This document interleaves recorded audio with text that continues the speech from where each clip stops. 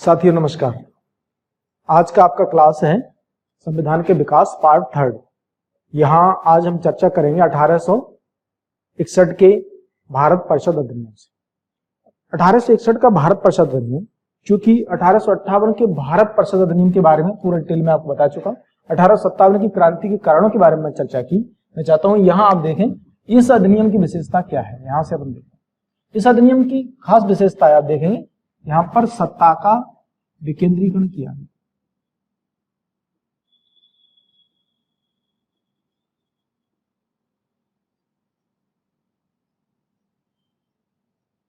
क्या हो गया? सत्ता का विकेंद्रीकरण। सत्ता का विकेंद्रीकरण का आशय है कि जो प्रांतीय परिषदें थी उनको भी विधि बनाने की मान्यता प्राप्त हुई। केंद्रीय जहां कानून बन रहे थे एक जगह पर, जहां गवर्नर जनरल को वायसराय को सारे कानून बनाने का अधिकार मिल गया, सब पर नियंत्रण का अधिकार मिला, वहीं यहाँ परिषदों को भी अब क्या कर दिया? अधिकार दे दिए गए, प्रांतीय गवर्नरों को अधिकार दे दिए गए। तो ये सत्ता के विकेंद्रीकरण की एक आधारशिला मानी जाती है। सत्ता का विकेंद्रीकरण इस अधिनियम के द्वारा हुआ। इसके अलावा यहाँ गवर्नर जनरल जो वायसराय था उसको नए प्रांतों के गठन करने, कमिश्नरियों के गठन करने, गवर्नरों की नियुक्ति करने, लेफ्टिनेंट गवर्नरों की नियुक्ति करने, सेनापतियों की नियुक्ति करने का अधिकार के साथ साथ उन्हें नियुक्ति करने का अधिकार तो मिला ही, साथ में उन्हें क्या किया गया? वहां प्रांतों में अपनी परिषदें गठित करने और उनकी विधि बनाने का अधिकार मिल गया। तो इसलिए यहां पर क्या हो गया? एक विधि का क्या हो गया? विकेंद्रीकरण। तो यहां सत्ता के विकेंद्रीकरण 1861 के अधिनियम के माध्यम से संभव हो सका है। 1865 के अधिनियम के माध्यम से क्या हुआ है? जो गवर्नर जनरल था, जो वायसराय बन गया, उसे प्रांतों की नाम क्षेत्र सीमा में, प्रांतों के या कमिश्नरियों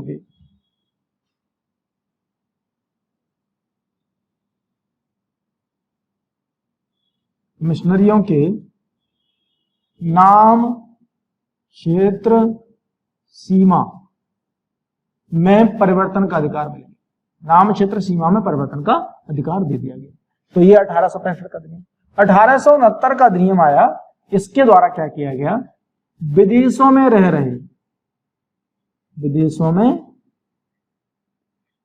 रहे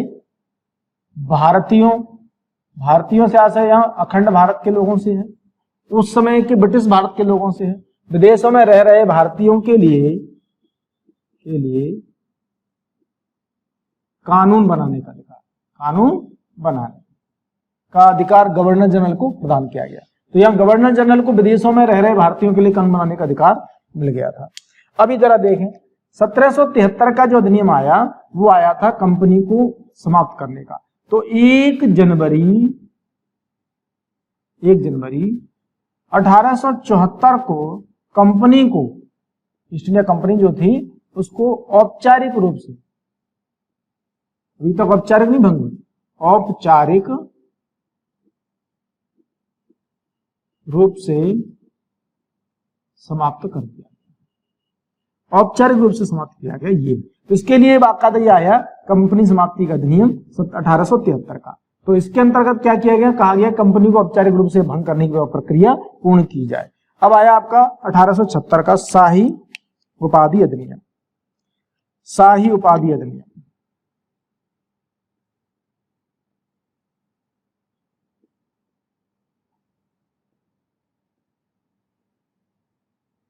शाही उपाधि अधिनियम। इस शाही उपाधि अधिनियम के अंतर्गत एक तो ये कि यहां पर क्या किया गया है?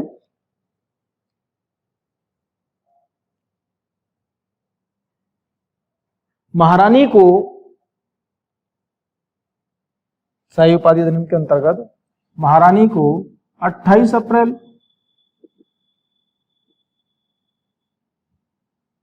1876 को भारत की साम्राज्ञी घोषित कर दिया।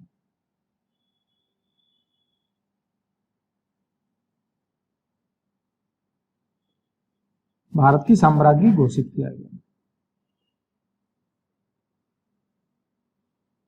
तो ये हो गया। इस समय पर लॉर्ड लिटन के समय पर 1 जनवरी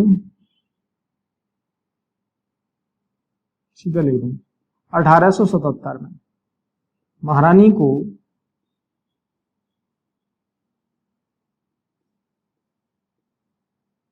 केसर ए हिंद की उपाधि, केसर ए हिंद की उपाधि प्रदान की गई। ये 1876 का अधिनियम। अब जरा इसके बाद देखिए, अब यहां पे 1892 1892 का अधिनियम ऐसा कहा जाता है कि इस अधिनियम के द्वारा आंशिक रूप से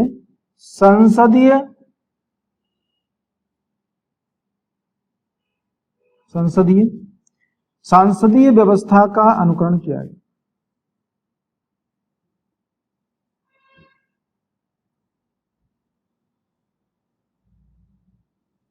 संसदीय व्यवस्था का अनुकरण प्रारंभ हुआ। कैसे? यहां पर केंद्रीय परिषदों के साथ साथ प्रांतीय परिषदों में भी प्रतिनिधियों को प्रश्न पूछने, बहस करने, जब सदन में चर्चा होती थी तो उस दौरान प्रश्न पूछने, बहस करने, बजट पर चर्चा करने का अधिकार प्रदान कर दिया गया। एक बात। दूसरी बात,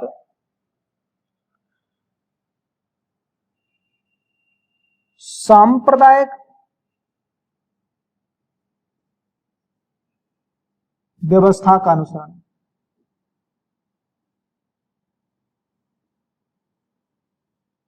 सांप्रदायिक व्यवस्था का अनुसरण क्या आशय है इसका? पहली बार इस अधिनियम में सांप्रदायिक व्यवस्था के अनुसरण की बात कही गई। तो आप लोग पढ़ते हो, सब लोगों ने पढ़ रखा है, हमने भी पढ़ा कि 1909 के अधिनियम में पहली बार सांप्रदायिक व्यवस्था के आधार पर, वहां सांप्रदायिक व्यवस्था के आधार पर प्रतिनिधियों या चुनावों कराने की प्रक्रिया को, यानी कि निर्वाचन प्रणाली में सांप्रदायिकता लाई। लेकिन अगर आप इसको पीछे जाकर ढूंढेंगे तो आपको सांप्रदायिक व्यवस्था का अनुसरण का मतलब था कि हिंदुस्तान में सांप्रदायिक आधार पर इनको डिवाइड एंड रूल की पॉलिसी अपनाई जाए, और उसके लिए लॉर्ड कर्जन, कौन? लॉर्ड कर्जन, उसको याद करो, 1905 में बंगाल का विभाजन हिंदू मुस्लिम के आधार पर किया। अगर 1909 के अधिनियम में सांप्रदायिक व्यवस्था का अनुसरण करेंगे तो बंगाल का विभाजन फिर कैसे होगा? उसके लिए हिंदू मुस्लिम को जो विभाजित करने की पॉलिसी आई, रणनीति जो बनाई गई, वो बनाई गई कहां? इस अधिनियम के अंतर्गत 1892। तो 1892 के अधिनियम में सांप्रदायिक व्यवस्था का अनुसरण प्रारंभ हुआ है और संसदीय व्यवस्था का आंशिक प्रारंभ हो गया। क्यों हो गया? क्योंकि इस व्यवस्था के अंतर्गत क्या किया गया? प्रांतीय परिषदों में प्रश्न पूछने, बहस करने, बजट पर चर्चा करने का अधिकार प्रदान कर दिया गया। तो एक तो ये हो गया आपका। ठीक, अब जरा देखते हैं अपन 1909 का मार्लेमेंटो सुधार अधिनियम। जैसे मार्लेमेंटो, मॉन्टेग्यू, चेम्सफोर्ड, ये जो नाम आते हैं, कई बार आपको यहां थोड़ा सा ये जानना जरूरी है कि कौन कहां से व्यक्ति है, ये नाम कैसे आ रहे हैं। ठीक है, तो उनने जो आपका अधिनियम है, इसको नाम दे रहे हैं अपन 1909 का मार्लेमेंटो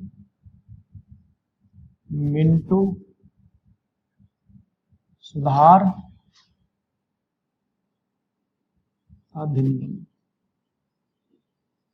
मार्लेमेंटो सुधार, इसको जरा देखिए। मार्लेमेंटो सुधार अधिनियम को जब आप पढ़ेंगे तो यहां पर क्या जानना है आपको? मार्लेमेंटो सुधार के अंतर्गत मार्ले भारत सचिव था, मिंटो भारत का वायसराय। मार्ले क्या था? भारत का सचिव था उस समय, जो राज्य सचिव, भारत परिषद का सचिव मैं बात कर रहा था, और मिंटो भारत का वायसराय। इस आधार पर उन्होंने क्या किया? इन दोनों को कहा गया कि भारत में लंबे समय तक शासन करने के लिए क्या रणनीति हो सकती है। दोनों ने मिलकर के ब्रिटिश पार्लियामेंट को सुझाव भेजा। उस सुझाव को ही, उनके उस सलाह को ही ब्रिटिश पार्लियामेंट ने एज ए एक्ट के रूप में पारित कर दिया। इसलिए इसको क्या नाम दे दिया? मार्लेमेंटो सुधार अधिनियम। इस अधिनियम के अंतर्गत सांप्रदायिक आधार पर पहली बार क्या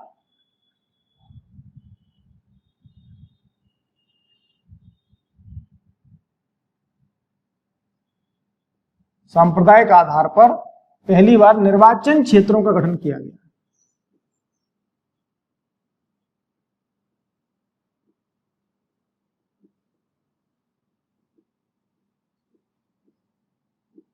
सांप्रदायिक आधार पर निर्वाचन क्षेत्रों का गठन किया गया।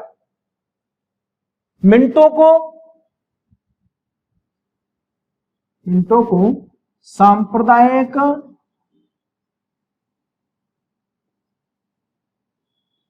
निर्वाचन प्रणाली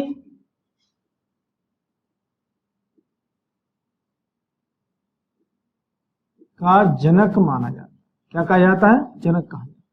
उसके बाद आइए आप उसी तरह से 1919 का नाम देंगे आप। 1919 का मॉन्टेग्यू चेम्सफोर्ड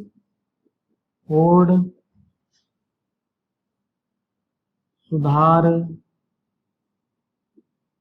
अधिनियम, मॉन्टेग्यू चेम्सफोर्ड सुधार अधिनियम।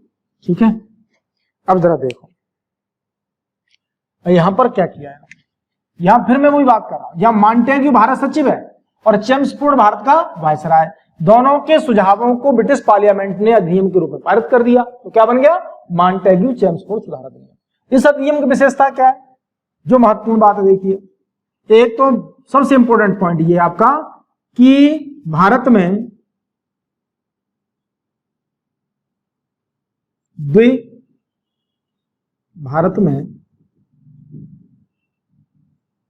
द्विसदनात्मक,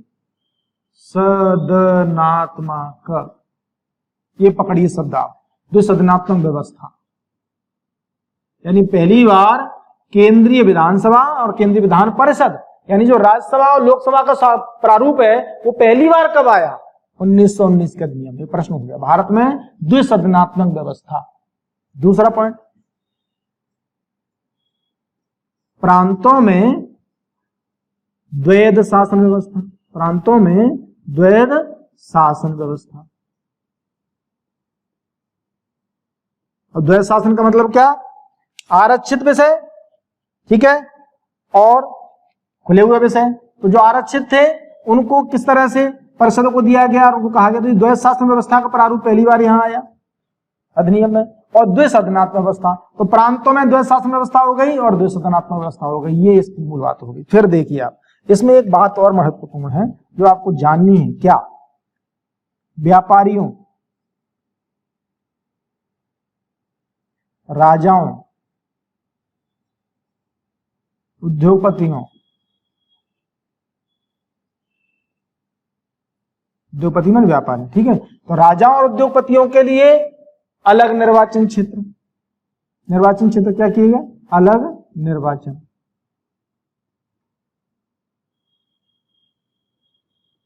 क्षेत्र। ठीक, फिर देखिए सिखों, मुस्लिमों, पारसियों, सिखों, मुस्लिमों, पारसियों, ईसाइयों के लिए पृथक निर्वाचन व्यवस्था, पृथक निर्वाचन प्रणाली।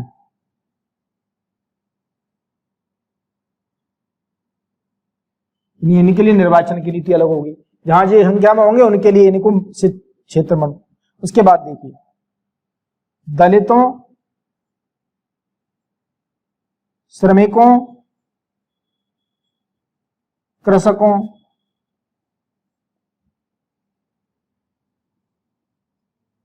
के मनोनयन की व्यवस्था, ये हो गया आपका। तो इस अधिनियम की जो विशेषता है, एक तो मॉन्टेग्यू चेम्सफोर्ड भारत के वायसराय, ये भारत सचिव, भारत में द्वैध शासन व्यवस्था, द्विसदनात्मक व्यवस्था, प्रांतों में द्वैध शासन व्यवस्था, और निर्वाचन में बहुत अधिक क्या कर दिया? कॉम्प्लिकेटेड कर दिया, और अधिक सांप्रदायिक को इसको रूप दे दिया गया। ठीक, उसके बाद आप आइए 1935 का अधिनियम।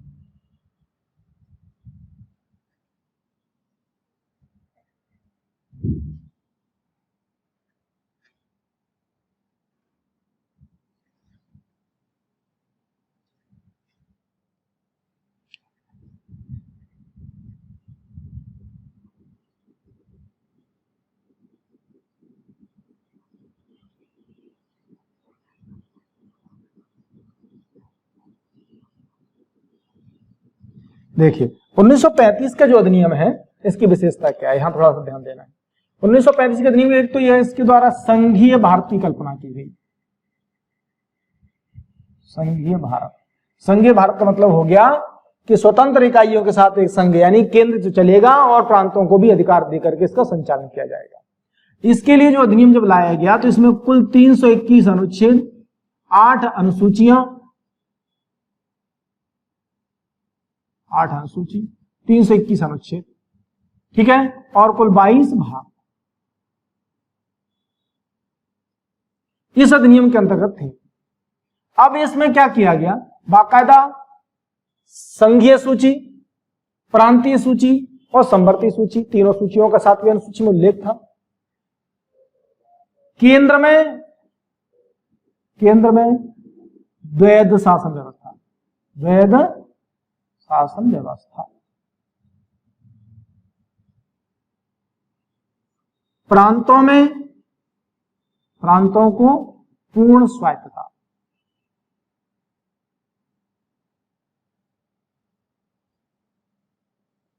पूर्ण स्वायत्तता, प्रांतों पूर्ण स्वायत्तता। केंद्र में द्वैध शासन, वही द्वैध शासन माने आरक्षित और इसे घोषित कर दिए गए। संघीय ढांचे की बात की गई, संघीय न्यायपालिका की बात की गई, फेडरल अधिनियम लाकर के आरबीआई के गठन की बात की गई और एक ऐसा भारत कल्पना की गई कि हम संघीय भारत बना करके इसका संचालन करेंगे। जब हमारा संविधान बना तो इस अधिनियम के 1935 के अधिनियम के 200 अनुच्छेदों को जैसा का तैसा क्या किया गया है, संविधान में शामिल किया गया है।